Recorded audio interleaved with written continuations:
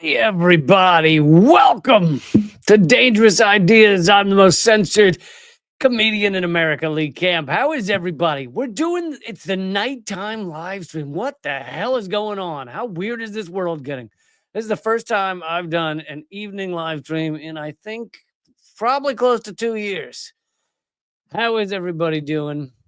I hope you're well out there. We're facing the new Red Scare. Not the first new Red Scare, but the new Red Scare. The new, are you now or have you ever been a communist? Except now it's, are you now or have you ever befriended a Palestinian or cared about ending a genocide? Then you are officially not an American citizen anymore. Yeah, big movements on that front. But I am going to bring you, of course, this story is being talked about across the mainstream media. It's being talked about on Fox News, where they say, kick him out of here. Who cares if he's a citizen of the United States? Get rid of him, or permanent resident. And then you've got the other side of things where CNN, MSNBC are probably, I'm not watching them, but probably saying this is problematic. I don't know whether they are or not. Actually, maybe they're not, because they're so pro-Israel. They're so pro-genocide. They got their heads up their asses, etc. But maybe they are.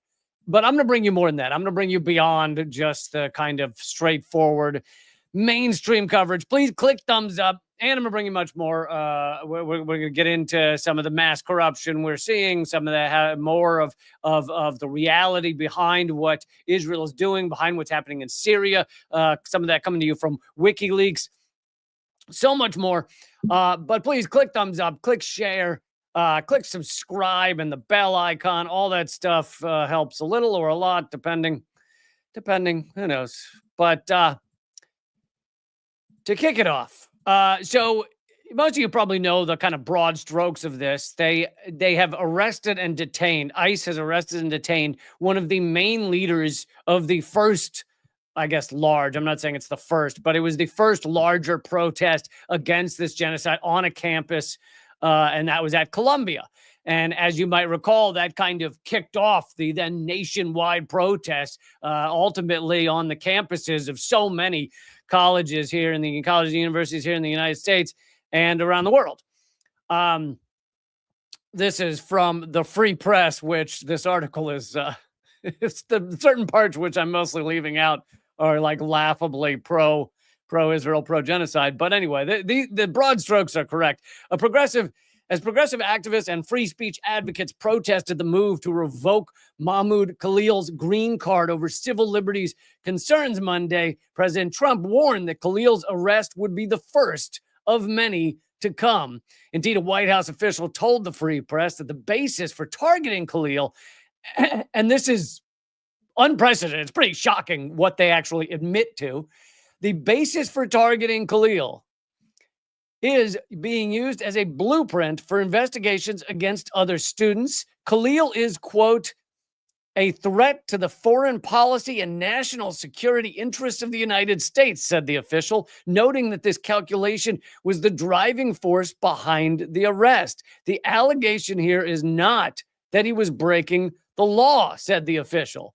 Now, in many other times, this would be shocking. They don't normally admit to this, right? Normally, they come up with some sort of guise of like, oh, they were breaking this law. He was violent. He even when they were committing all these egregious crimes against the Black Panthers or various peace groups, they usually came up with something. The people, oh, they're breaking the law. In this one, they're not even saying he's breaking the law. They're just saying by being a citizen or a resident in the United States and speaking up for Palestinians, speaking up against genocide. Let's remember there are arrest warrants out for Netanyahu and Yoav Gallant. Like we don't have to argue about whether what Israel's doing is wrong. 200,000 killed when you throw in famine and disease. They're cutting off electricity, cutting off water still today, cutting off aid. So you don't really have to argue about that. And they're not saying he's done anything criminal. He's broken any laws. They're just saying by being a person here and speaking his mind and organizing other peaceful protesters, that's illegal in the United States. Kick him out of the country. And to me, what is so chilling about this is not any individual not going after this one man. It's the fact that they are admitting forthright this person is not committing a crime. We just want to be able to deport anyone we want, arrest anyone we want who is saying something that we disagree with. And I actually think, I don't know whether this is being said in other places, that this may be an attempt by the Trump administration. A lot of what the Trump administration does that seems to be unprecedented, et cetera, is an attempt to see what they can get away with.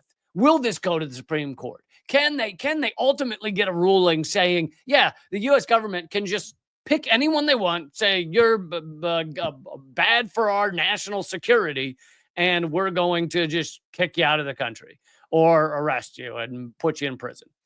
And it could, to me, this seems like a trial balloon is what it reeks of. The official suggested more arrests at other schools were coming. He said, quote, I suspect we'll have other schools roped into this, quote unquote, roped into this. A federal judge in the Southern District of New York, who on Monday afternoon blocked the deportation of Khalil, who is being held at an ICE detention facility in Louisiana. For some odd reason, they shipped him to Louisiana. I don't quite understand that. He is expected to appear in court Wednesday morning. The deportation of a lawful permanent resident such as Khalil generally requires the approval of an immigration judge.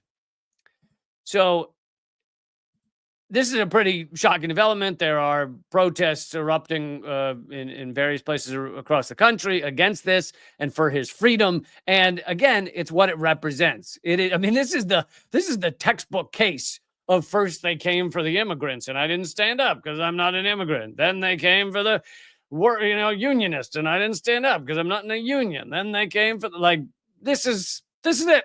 This is the thing. It's not even really hidden, and they're doing it again. They're doing it straightforward. They're saying that he hasn't committed a crime, just that they want him out of here. And here's the incredible pushback, the incredible fight back by the Democrats, because they always stand up for what's right. They're always moral and ethical, and they're not going to allow these fascist Republicans to do this. And here they are, 14. You got 14 congresspeople signed a letter calling for the release of Mahmoud Khalil, and AOC wasn't one of them. 14. You got 14. 14 congresspeople could do the base minimum of what would be required of a moral, ethical, sane human being. 14. Let's this doesn't mean that these 14 Congress people are throwing themselves, on cop cars outside the White House. They just signed a little letter. This is the best you can get from our guy. Okay, I'll put my little name there. That's it. 14. Really. Unbelievable. AOC not on the list. And Stephen Semler made a great point. If you want to believe that this is just the Trump administration, just the Republicans being horrific, and they are being horrific, but is this quote unquote unprecedented? Is Trump the first ever to do something like this? And Stephen Semler, who we love to quote on this show, has a great article talking about how the Biden administration laid the groundwork for what is now happening. Cops arrested over 3,500 pro-Gaza campus protesters. And he says new data shows the extent of the nationwide police crackdown on campus activists. Let's remember, almost all of these campus activists were nonviolent, not committing crimes, just occupying their campus. And for that, they were arrested. I collected arrest data for the 1,269 protests at colleges and universities tracked by Armed Conflict Location and Event Data Project and cross-referenced each incident with reporting by media outlets between October 7th and June 28th. My data show a nationwide crackdown on peaceful protests that police have arrested at least 3,552 people across 81 college campuses for protesting the U.S.-backed genocide in Gaza, and that more than 98% of these protests were peaceful. And there's blue dots on the map showing where all these arrests were taking place across the country. And this was all under Biden. So really, you have Biden and the Democrats laying the groundwork for what Trump is now furthering. And again, it feels very much like a test balloon to see how much Trump can get away with in terms of arresting and kicking activists out of the country. This is another important aspect that you will not get from your mainstream media. Click thumbs up, everybody. Also, I would not frown. Let me just throw in here. I would not frown on a super chat. Okay, I would. I'm not saying. I'm just saying. I wouldn't frown on someone throwing in a super chat. Here's my friend and yours, Alan McLeod, over at Mint Press. Mint Press always doing great work, and Mint Press may be one of the, and I used to do a show with them, maybe one of the outlets that is ultimately attacked by the Trump administration, since they are going after pro-Palestine outlets, which means anti-genocide outlets. Alan McLeod did some great research to show that a professor at the professor at the center of the Columbia University deportation scandal is a former Israeli spy.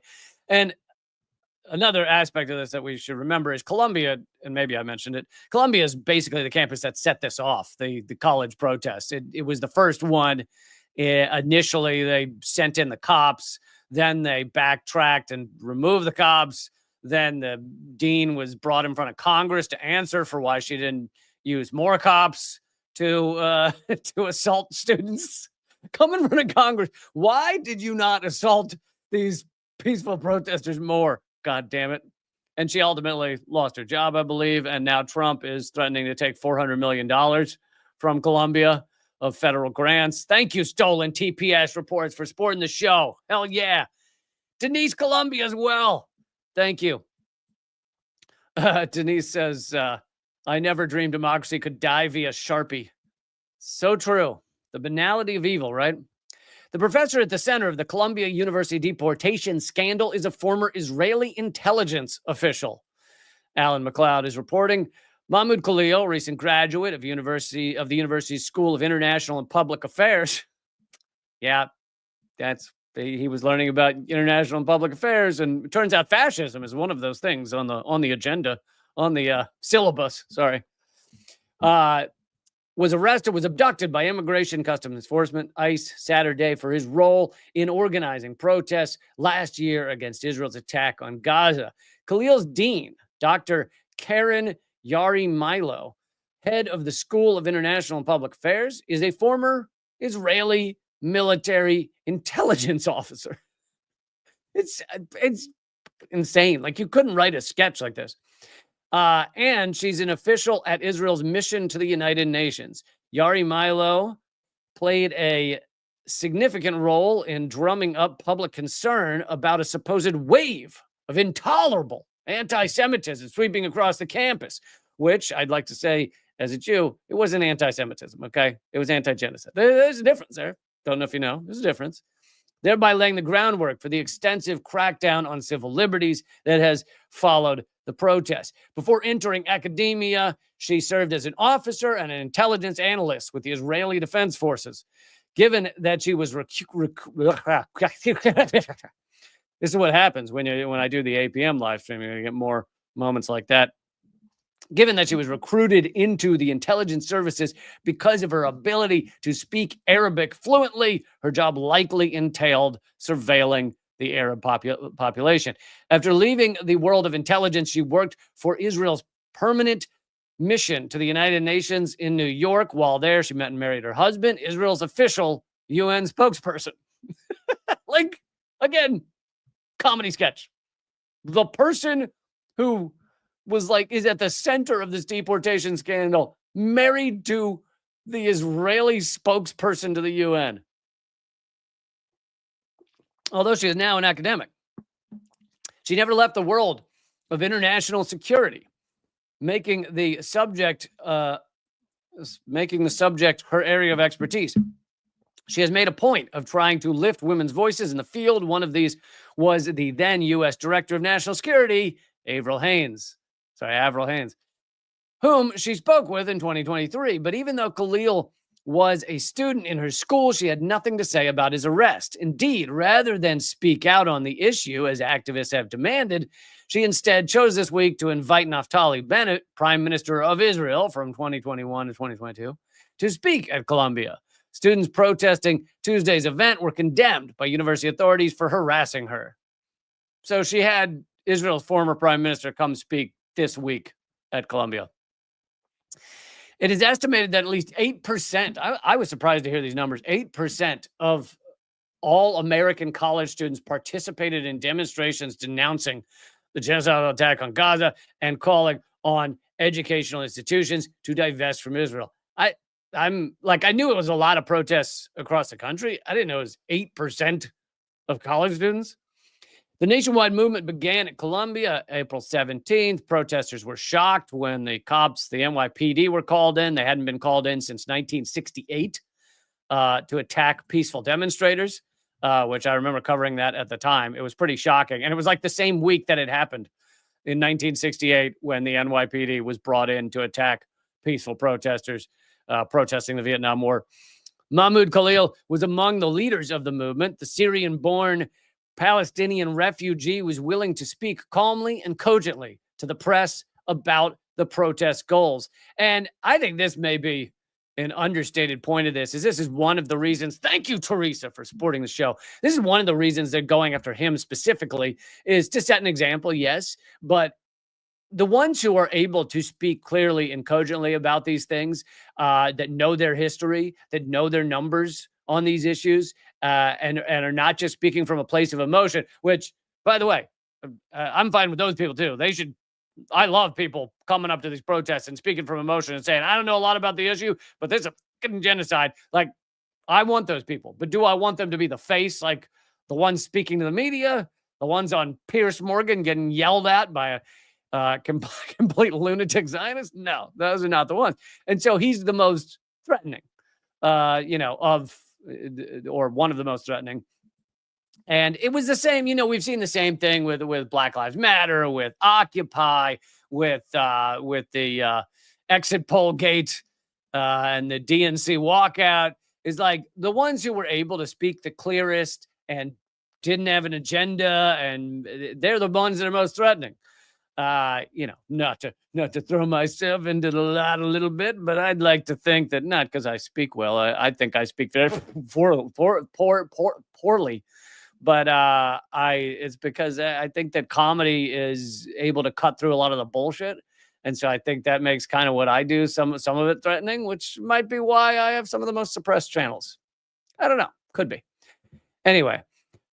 ICE proudly apprehended, this is a quote from Trump, by the way, ICE proudly apprehended and detained Mahmoud Khalil, a radical, foreign, Elon Musk is foreign too, asshole, foreign, pro-Hamas student on the campus of Columbia University.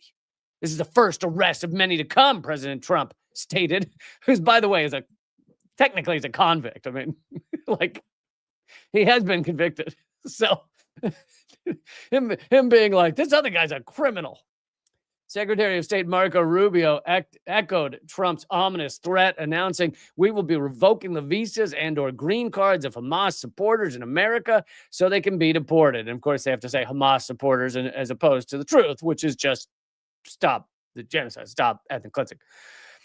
In another clear threat, the Trump administration moved to cancel $400 million in funding to Columbia, which is hilarious because Columbia was like the first to call the police to come beat peaceful protesters. And they got to be throwing up their hands and going, what do we have to do? Like, we have violated every student's right. We're just beating up students left and right. Like, and we're still getting $400 million taken from our college. I mean, we have been utter arseholes, and yet it's not good enough for Trump.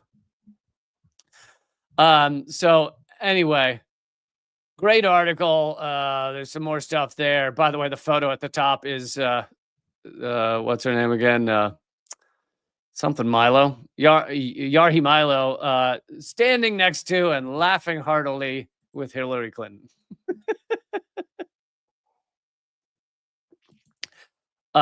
So that's some of the aspects of this deportation scandal that are not being covered much in the mainstream media. But while we're on the topic of Israel, and by the way, for some odd reason, good old Hills Clinton will show up again in just a minute. But this is just a 45-second clip of former Shin Bet director. So I talked about Shin Bet yesterday or 2 days ago. It's the Israeli security agency, one of the top security. So it's kind of like FBI, I guess, would be the closest analogy, maybe. Anyway, this is the former head of Shin Bet, Ami Ayalon, saying something you need to hear. I don't want to give it away. It's only 45 seconds, but interesting aspects. This, it's funny. Once you retire from some of these agencies, you tend to evolve. Once your income isn't based on certain things, etc. Well, okay. Let me back that off. That was a bit exaggerated. Some people evolve. Many do not. Like Alan Dulles. When he retired, not a lot changed.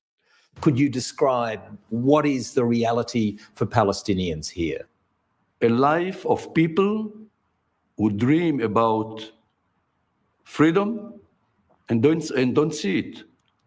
Whether we liked it or not, we control the life of millions. If you were a Palestinian living in the West Bank or Gaza, what would your view be of Israel? I would fight against Israel in order to achieve my liberty. How would you fight? How dirty? I would do everything in order to achieve my liberty, and that's it. You cannot deter a person or a group of people if they believe that they have nothing to lose. We Israelis, we shall have security only when they will have hope. Pretty big words coming from the former head of Israel's security agency. If he were Palestinian, he would do whatever he could to achieve his liberty. And of course, this is true. You just don't normally hear it from someone who used to be one of the top, quote unquote, law enforcement. Even that is a euphemism or propaganda term. But one of the top law enforcement guys in Israel. You don't normally hear it from them. But this is, there's a great book called The Lottery of Birth.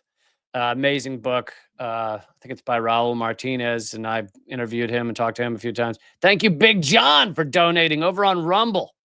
Really appreciate you supporting the show. But Lottery of Birth talks a lot about how, of course, there's rarely exceptions, but we are creations of our birth, of where we were born, of whether it be the nation, the city, the family life, the level of inequality, the all those things add up. But certain things are true like a large percentage of the time. If you are born a Palestinian in Gaza, in the West Bank, you are likely to support the Palestinian cause. And some are going to, some had their families killed and therefore they become militant. Some, maybe are not involved in militarism, but they're just support the cause. There's a variety, like there's shades of gray, but there's very few Palestinians born in Gaza and West Bank and lived there their whole lives who go, yeah, Israel's right on all of this. And there's also very few Israelis. It's like 90% of those who are currently living in Israel and have lived there a long time say that Palestinians are right. 100% right across the board. There are some. In fact, I interviewed multiple times. I interviewed a father of a military conscientious objector who refusing to serve in the IDF. And, he's an Israeli who completely agrees with the Palestinian cause. They do exist, but they are a relatively small number. And of course, it just has to do with where you live and what your upbringing was like, what your life's like, what the support circle around you is like. And the thing is, we should look at that and go, oh, meaning that what is legitimately right needs to be decided outside of I just grew up in this thing and I am this thing. It needs to be decided beyond that. So that's why something like this is so rare. It's, an Israeli high official who's saying, yeah, if I were Palestinian, I would do everything I could to achieve liberty of Palestinians, or my liberty. Absolutely true, of course. Okay. This next part has to do a little bit with Israel, but it also has to do with what's going on in Syria right now.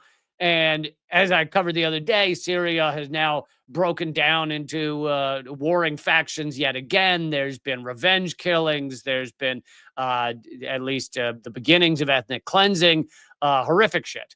And pretty much everyone predicted this. Like, you put the former head of an Al-Qaeda offshoot in as the head of Syria, and do you think it's going to go great? Do you think he's reformed. He loves everyone in Syria now. Yeah, you think? So here is WikiLeaks posted this, and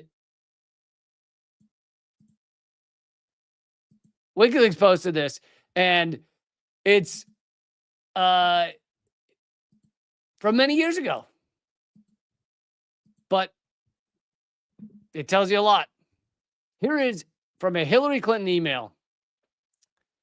And I think this, I don't know whether this was from her to her. I can't see it. This might have been one of her advisors telling her this, or this might have been her speaking. But either way, they say at the same time, the fall of the House of Assad could well, this is 2018. 2018. Well, hold on. She actually said this in 2018, or maybe. Assad could well ignite a sectarian war between the Shiites and the majority Sunnis of the region. Yeah, no, this was revealed in 2018. This is not written in 2018. It was written even before that. Anyway, Assad could well ignite a sectarian war between the Shiites and the majority Sunnis of the region, drawing in Iran, which in the view of Israeli commanders would not be a bad thing for Israel and its Western allies. So the fall of Syria, which then creates a sectarian war where lots of people die, lots of killing, Israel likes that idea because it means that Syria is not strong, so they don't have to worry about it. It could draw in Iran, so therefore Iran's focus is taken off of Israel and, defending against Israel, and instead is put on Syria. And they're a fan of this. And what do you know? This ends up happening. Not only did it end up happening, but HTS, the head of Syria, the offshoot he's formerly head of, ISIS in the area, none of them seem to ever attack Israel. None of them are interested in Israel. Isn't that interesting? And there's been articles showing that Israel was giving medical treatment to Al-Qaeda in Syria so that they could keep fighting. So that came out in WikiLeaks. And I'm pretty sure the date, that may have been written in 2018. I thought maybe it was revealed in 2018. But anyway, as long as we're on the topic of WikiLeaks cables, this one has to do with the Gaza power blockade that is now going on, where Israel has shut off Gaza's electricity. And everyone needs to remember that Gaza is not like a nation in and of itself, in the sense that they don't have, they're in a prison, right? It's open air prison. They don't have freedom to just get all of their own electricity they need, all their own resources they need, all their own water they need, all their own medical resources they need, all their own fuel they need. They're not even allowed to go fishing further than a mile out. I mean, since October 7th, I don't think they're allowed to get in the water at all, but they could only go fishing up to a mile out in their own waters. They're in a prison. So when Israel cuts off the electricity, it's not like they're warring with another country and they've managed to cut. They literally control everything that goes into Gaza because it's a refugee prison.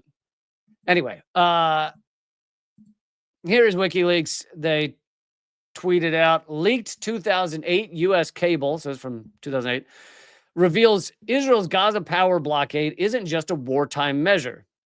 It's part of a long-term strategy to restrict essential supplies and keep Gaza, quote, on the brink of collapse, dating back well before October 7th.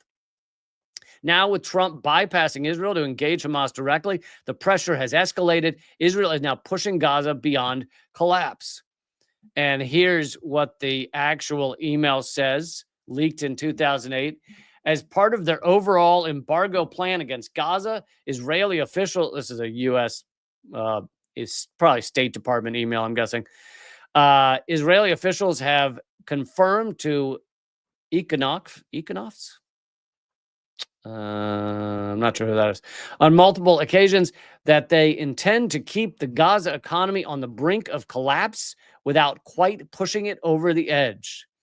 And this is internal emails, State Department, U.S. government. This is the type of thing they were discussing long before October 7th.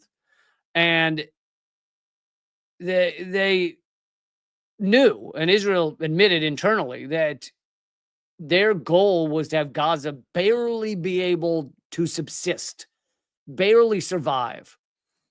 Because if they went over that brink pre-October 7th, if they went over that brink, then they'd have all the people coming in and saying, oh, it's a human right violation, all this stuff, which is now happening largely. But pre-October 7th, they didn't want that. They didn't want UN saying, oh, you're creating, famine and starvation and stuff.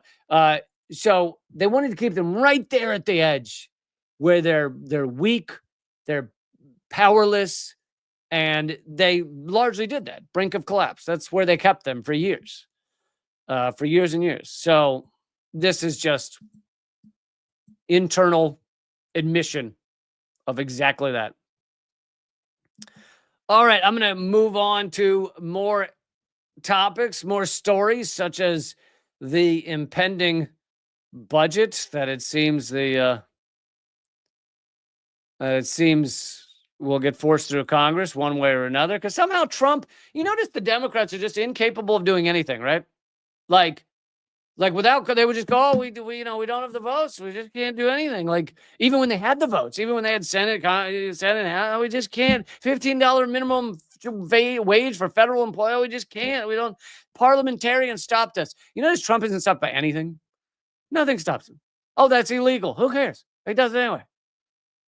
And it shows how the Democrats didn't actually, I'm not saying they should have done everything illegal, but the Democrats didn't actually intend to. There was plenty of legal things they could have done to actually help Americans. They did none of it because they don't literally stand for that.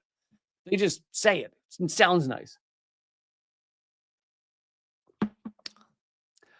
So yeah, I'm going to get to a lot more stories. Let me tell you some things real quick. I've brought back Unredacted tonight. I think most of you know that. It is, we're already on episode 4, comes out tomorrow. So I hope you will check it out. Let's see. I'm not actually going to play the audio of this, but I thought I'd just show you a little bit of it there. But yeah, we're already on episode 4, comes out tomorrow. So if you have not seen the first 3 episodes, check them out anytime. I often just tell people to go to my Linktree, linktree.com/Lee Camp. But of course, it's at the top of my YouTube page. It's on my Twitter. It's all over the place. So yeah, episode 4 tomorrow night. I hope you'll see it. See, you come to the premiere because honestly, it's something. It's like it's like having ice cream that is like the perfect level of coldness. Like it's not rock hard, but it's not too soft where it's getting all oozy and watery. It's like you get that perfect level of cold. Like ice cream's always good. It's always going to be good. But you just get that like perfect level of coldness. That's when it's really perfect. That's what it's like watching the premiere of Unredacted tonight. That's what it's like to watch the premiere. Is like, yeah, it's going to be good anytime. If you missed the premiere and you have to watch it later, sure. It's still good. Still good. Ice cream, always good. But the premiere is something about it. And that's at 7 p.m. Eastern, 4 p.m. Pacific. And yeah, that's when you can watch the premiere tomorrow night. But I also hope you will support the show, which is you can do at patreon.com/Lee Camp.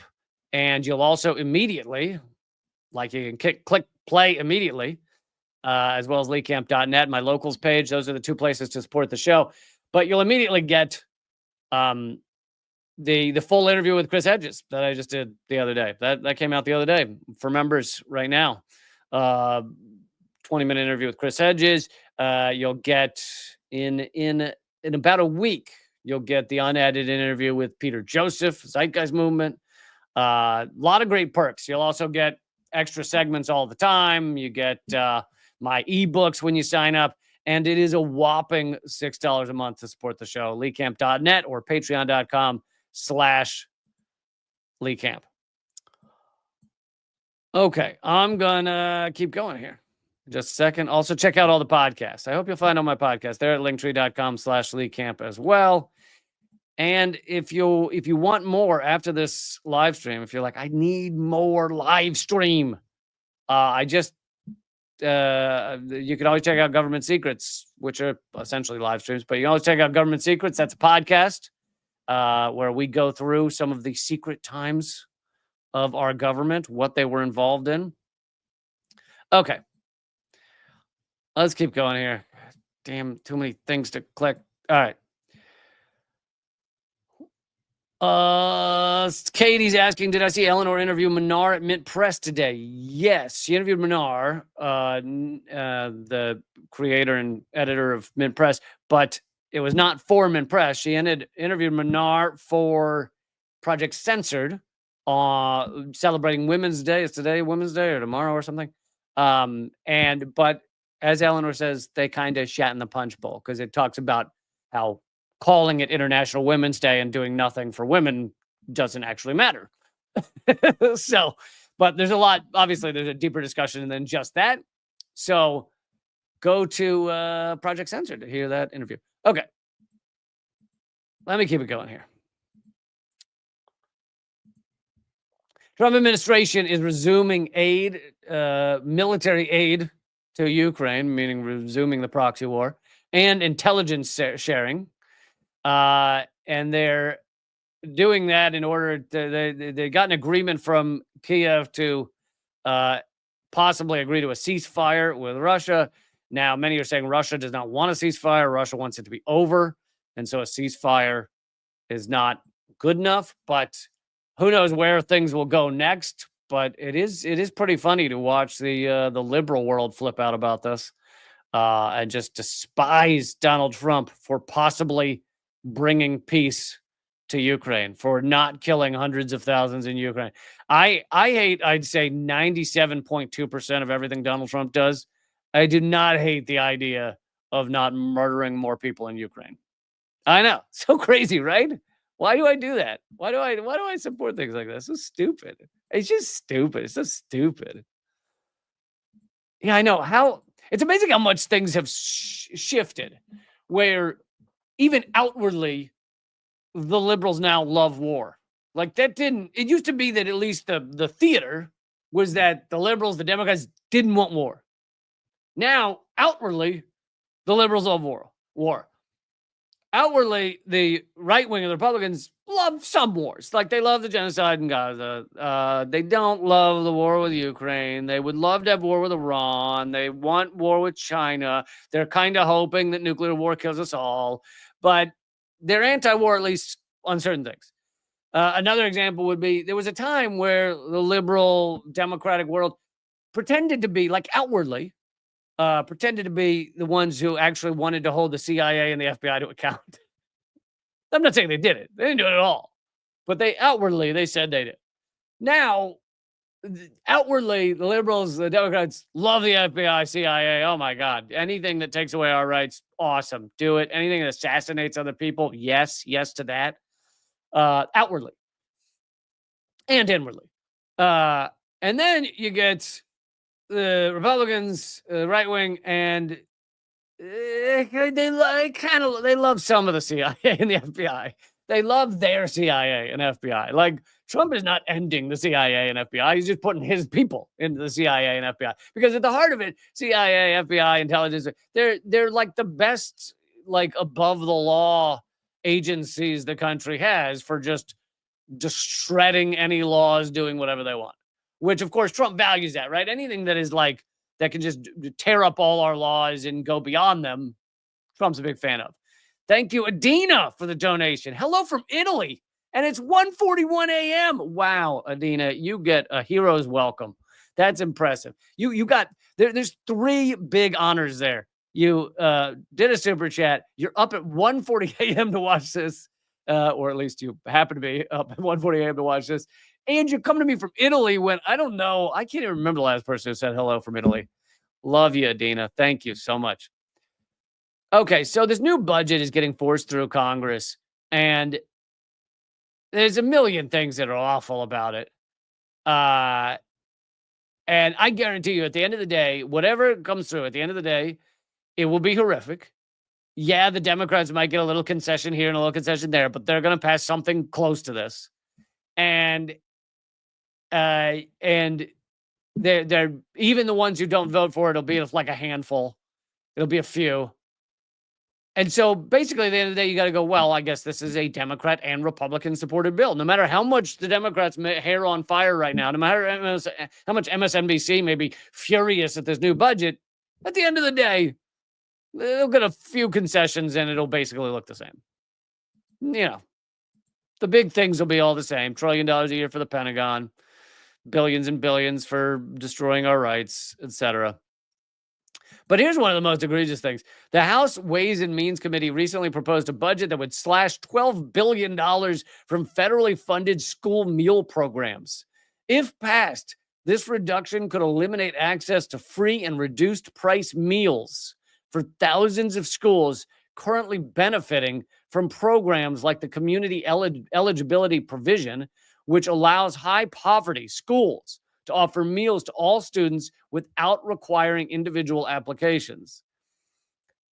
24,000 schools that serve over 12 million kids could lose access to the program.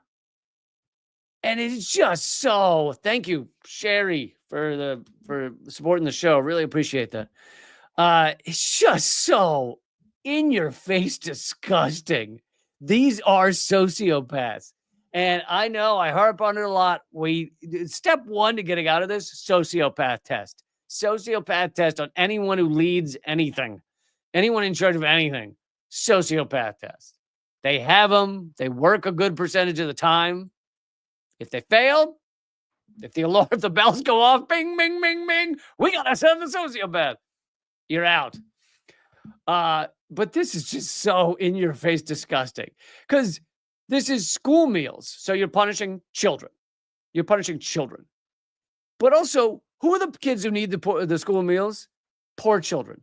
I mean, could it be any more targeted at the least among us? Those who are as powerless as anything in this country.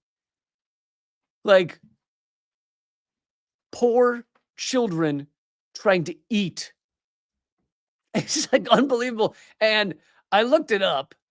This would amount to $12 billion that they're trying to save. You know, it's to save money, which anytime they tell you, by the way, this goes for Democrats, Republicans, any politician ever.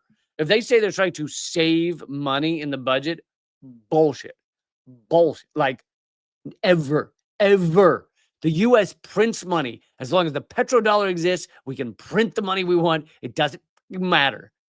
If they say they're trying to save money, that is a lie, bald-faced lie to you. They don't care about saving money. If they did, there wouldn't be $1 trillion Pentagon budget. They don't care about saving money. If they did, then during the pandemic, they wouldn't have increased the monetary supply by 20%. They do not care about saving money. What they care about is gutting infrastructure. A lot of these things can then be taken over, privatized. Maybe corporations will go in there, start selling these school meals. Whatever it is hurting the poor. They never, the idea of saving money is not a thing, okay? So just shut up about it. But even if, let's say they really wanted to save this $12 billion, we're going to save this money. Let's say that were true. Let's give them a ridiculous benefit of the doubt. It's 1.2% of the Pentagon's yearly budget. 1%.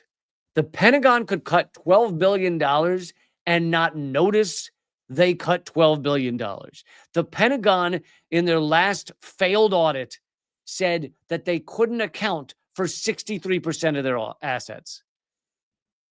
They would not notice $1.2 billion if it fell between the couch cushions, okay? So the idea of saving money is laughable. Thank you, Jamil, for, hope I pronounced that wrong, pronounced that wrong. I hope I pronounced that wrong. Hope I pronounced it right. Thank you for supporting the show. Really appreciate it. Rock on. More power to you and solidarity. Okay, here are a few more of the budget items. And I don't know anything about this person, so some of the things that they're upset about is kind of like funny to me. But anyway, the 99-page Republican budget is brutal. They just unveiled the budget. It's packed with cuts that hurt everyday Americans, they say. VA healthcare down $15 billion. Got to cut money from our veterans because, you know, they haven't done anything for the country. Now, here's the thing. I'm opposed to all our wars. I think all our wars are garbage. It's a U.S. imperial state that is destroying lives around the world. But most of the people that sign up for the military don't understand that. So I don't consider them awful human beings for being tricked by the largest propaganda machine the world has ever known. Rural broadband is down $50 million because why should rural communities need to be connected to the world? They shouldn't. Food assistance for seniors. Again, many of those who are struggling with food assistance. So this is poor seniors. This is poor elderly. $100 million cut.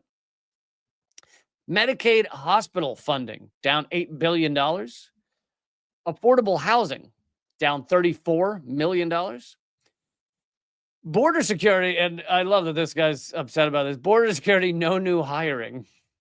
Like no increase or something. It's like, yeah, please give more money to Department of Homeland Security. Now, who knows why they didn't give more money to that? I don't. It's probably they probably missed it. Like they were probably going through 9 billion pages of budget and they didn't notice they forgot to give billions of dollars more to border security. Same thing about cybersecurity. No new increase. Oh, woe is me. There's not an extra several billion to go to spying on you and me. That's too bad. Women, Infants, and Children program down $1.5 billion. Flood prevention and disaster relief, of course, because who needs that? $500 million. Who needs that during climate crisis, right? Even though the number of floods, the number of droughts, the size of the hurricanes, the damage done by all these storms, the damage done by drought, the damage done by all of this, fires has increased steadily every year. So we don't need any more for that. And really, what they're going after is average Americans, struggling Americans, poor Americans, because the rich, which they're setting up to give a giant tax break to, the rich are not using these programs, right? You cut these programs, you don't harm the rich. The rich and even the upper middle class are largely not using most of these things. Well, flood disaster relief, I'm sure middle class are using, but a lot of these things they're not using. And so this is really aimed at the poor in our country. These so-called cuts, this austerity. And this is so they can give even more giant tax cuts to the rich. Of course, Trump, along with almost all the Democrats, or most of the Democrats, gave a giant tax cut to the rich last time he was in office. Now he wants to give another one. So I want to move to, before we run out of time, I want to move to this massive lawsuit that Elon Musk is doing to allow more corruption. And it really shows how our system works. And it shows the gravity of capitalism. Capitalism, as the rich get richer. And if you look across many countries, you look at some of the better ones, Finland and Denmark and stuff, they're kind of lower on the scale. It's like capitalism running wild in the United States, and a little lower down, you've got some of these other countries where they have more restraints on capitalism. However, it doesn't matter which country you're in. The gravity of these systems is always towards gutting the regulations, allowing people to get richer, allowing inequality to grow. And here is yet another example. This is over at The Lever, which is a pretty good outlet created by David Sirota. Musk has triggered a corporate deregulation bomb in Delaware. And of course, Delaware goes the nation in terms of corporations, because they are the main corporate state. Like most corporations pretend their address is in Delaware so they can get away with everything. In an effort to appease Elon Musk, Delaware's Democratic-controlled legislature is expected to vote on a bill this month that would not only award Musk the largest compensation package in history. So a side note of this story, it's part of this story, but is that Elon Musk was supposed to get something like $56 billion, I think, somewhere, that number around that, from Tesla.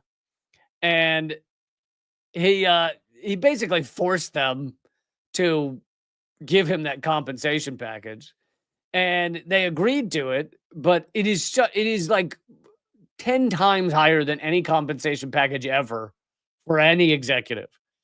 And I guess shareholders have brought a lawsuit against him, stopping him from getting this billions and billions of dollars. And he is, of course, taking that to court, hoping he can undo their undoing of his utterly insane compensation package. And of course, he's willing to spend whatever it costs on lawyers. So, it's $1 billion a day. It doesn't matter to him to spend on lawyers to try and win this. But the bill that he is forcing through Delaware's legislature would also shield many of the country's most powerful corporate executives from accountability for their company's misbehavior. If lawmakers don't enact the law, which was written by Musk's own lawyers, so Musk is writing laws now in state legislatures, the billionaire mogul and his allies are threatening a mass exodus of companies out of the state. So it's extortion. It just looks better. It's corporations saying, if you don't do this, if you don't give us exactly what we want, we're all going to flee your state. And it's like the number one form of income that Delaware has, is all these corporations.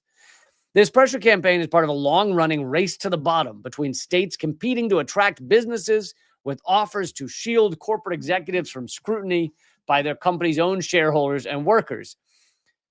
And I don't claim to understand all the ins and outs, or even many of the ins and outs of how exactly this works, but it is shareholders trying to hold their corporate executives to account. So if you are one of the higher tier, because there's different types of shareholders, if you're the higher level shareholders of Tesla, you maybe don't want to give $56 billion of Tesla's money to Elon Musk. And so you take him to court, and a judge can say, yeah, that is not fair. And that's how it works to some degree.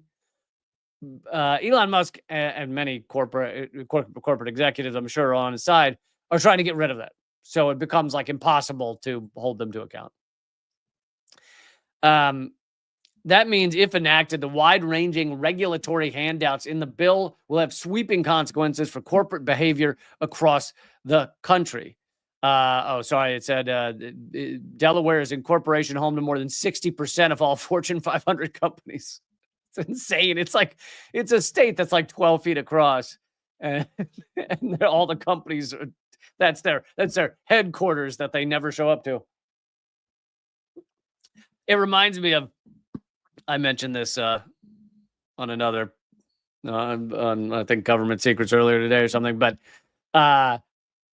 I went back in 2012. I did a little investigative documentary with a couple other people where we went down to the Cayman Islands where all these tax havens are to see the like main tax haven building on the Cayman Islands.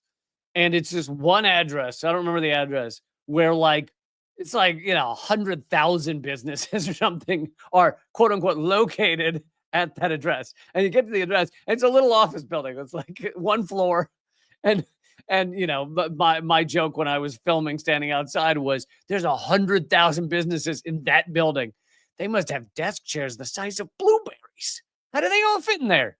Of course, it's laughably false. They just put an address down and they can claim that they're in the Cayman Islands and they get out of all these taxes and it's egregious. Delaware's similar. Delaware's pretty similar.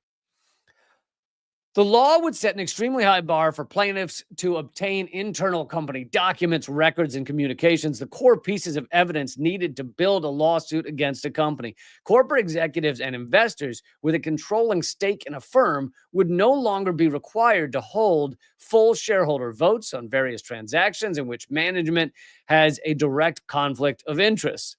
This law would basically end civil litigation as a mechanism for holding fiduciary accountability and to ensure that they act in the best interest of the shareholders and don't just line their own pockets. And what you see here is like our corporations, especially the large ones in this country, are so unaccountable, right? They can do anything. I mean, Purdue Pharma killed people for decades, just mountains of bodies, and they got away with it until like 2 years ago. Cigarettes is murdering everyone, and they, continue to, but they fully got away with it until a few years ago. Big tobacco. Big oil is going to destroy the planet for all of us. Like there will no longer be a livable planet, and they largely get away with it, right? So you can almost do everything. But there's this tiny little thing that allows occasionally some shareholders to go after corporate executives, and even that has to be torn up, right? That little restriction that remained, that little restriction has to be torn up, has to be shredded. And so that's what Elon Musk is doing, what he's forcing through in Delaware. And it shows the amount of control he has over this country. Just epic control.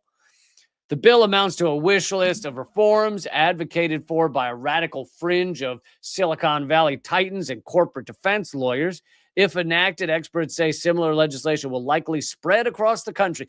Isn't it interesting that, like, when something horrific is done in, like, a specific state, it then spreads across the country? Other states are like, let's do that horrific thing to enrich the rich. Whereas when something positive is done in a state, like when Utah got rid of homelessness, they got rid of 95% of homelessness by giving every chronically homeless person an apartment. That does not spread across the country. That stays right there. And in fact, Utah then undid it a few years later because they realized it worked and that scared them. So they got rid of it. But when something positive is done in a state, the other states are not like, yeah, let's do that. It's just the awful shit. Okay, I'm going to wrap up, but not without showing this garbage image of this is Elon Musk and Donald Trump advertising Tesla in front of the White House today. And the only thing, look, the U.S. presidency has been corrupt forever. Even Obama enriched himself the day after he got out of office, right? Literally within weeks of leaving office, he goes to Wall Street, gives 2 speeches. I think the total amount he took in was $600,000. Could be off by like $100,000. But 2 speeches. So like 2 hours of his life. He gets $600,000. That was a couple weeks after leaving office. So, which is enriching yourself with the presidency. It's just waiting until the day after the moment you step over the threshold. And then Wall Street goes, now we can finally pay you. God, it's been tough. I've been holding this bag of money here, and it's been eating a hole in my pocket, waiting to give this to you. It is so close to the literal, like he steps out of the White House and they're like, bag of money. So it's been corrupt forever. What has changed recently is just how publicly corrupt it is. And I talked earlier about how they are publicly saying Mahmoud Khalil has not done anything illegal, but they're going to deport him anyway. And they've arrested him anyway. How public they've gone with these things. And it really is trying to normalize their criminality, their corruption. Let's just normalize what we're doing here that is remarkably corrupt. And here is Trump literally advertising Tesla. Like it's the biggest White House ad for a product I think I've ever seen. A Tesla parked in front of the White House with Donald Trump going, "I'm getting a Tesla." Like it's the end of the Super Bowl. I'm going to Disney World. Literally just him standing in front of Tesla. Because Tesla's law, like their stock has gone down like 48%, I think, since Donald Trump won, because Elon Musk is such a lunatic Nazi. So they've gone down like 48%. And so Donald Trump's trying to bring their stock back up is what's going on here. They also announced a massive partnership between the federal government and Tesla, which, of course, is another corporate giveaway to Elon Musk. Of course, Elon Musk he's the biggest welfare queen in the world. He gets more money from the federal government than anyone, and yet he's shredding school meals for poor kids.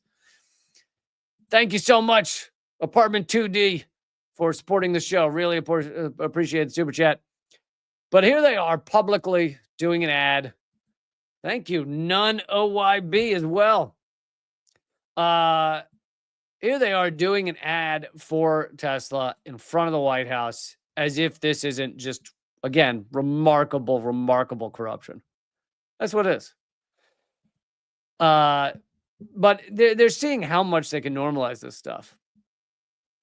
Oh, I actually will throw in one more thing. I don't want to make you think no one's fighting back. So I'll show you some people fighting back. This is Pop for Climate is their name on, I think, Instagram and Twitter. POP4 Climate. And they shut down the Bloomberg Invest conference, which is $3,000 a ticket. But it has all these horrific polluters, horrific banks that fund polluters. Carlyle Group, KKR, Bridgewater, the firms torching the planet are all there. And they protested, and security did not like it one bit.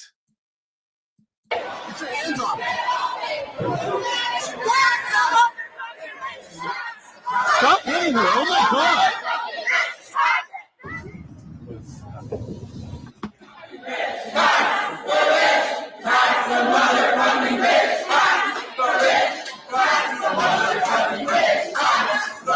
They're destroying a planet. They're investing in genocide. They're destroying our democracy. Our friends are currently being arrested for shutting down the Bloomberg Invest conference, a conference packed with the world's richest billionaires and CEOs. Tickets to this conference cost $3,000. People are paying $3,000 to listen to these fuckers speak about how they're destroying our world. We will not stand for this. We will shut this shit down.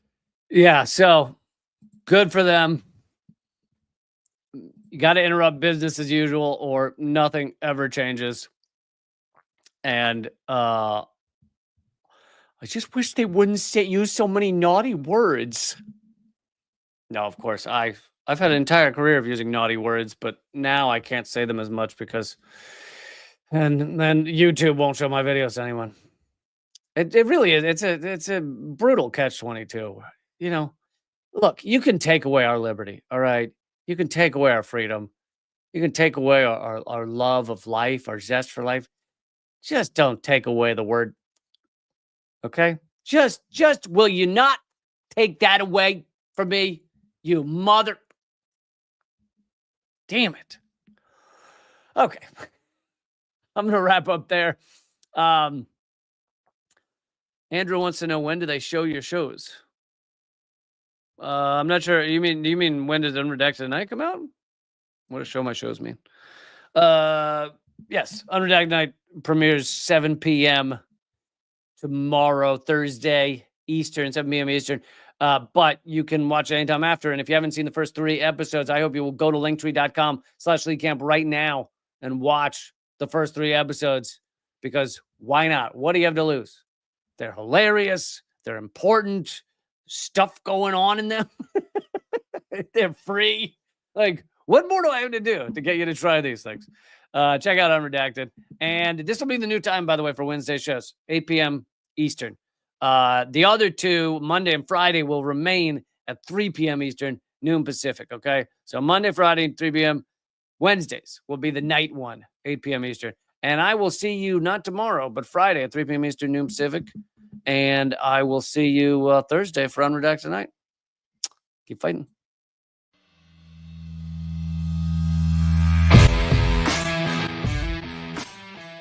Well, brother, I salute you, though, man. You're one of the few that bring together this tremendous artistic talent and still be in such deep solidarity with oppressed people. It's an honor to be here because I'll tell you, Lee, you have one of the funniest shows on television, bar none. It's an enormous pleasure to be here. While I was waiting, I was leafing through your wonderful book. Same to you. I love your show. Be happy to come back anytime. Lee, this is one of the great honors of my long career, just to be in the same earth with you. I'm sure. We're just so blinded. We have so many blinders on because our society doesn't want us to know things. And so it takes shows like your show, and it is clearly designed to eradicate. Hey, good to see you. Hey, Jill, how are you? Julian, thanks for joining me. Honor to have you, brother. Consumerism is a theory that people should behave this way to help each other. It's not. Mr. George Galloway, thank you so much for joining me in these dark times. Always a pleasure, my friend. Thank you so much, Lee, for having me on. Keep fighting. Ha ha.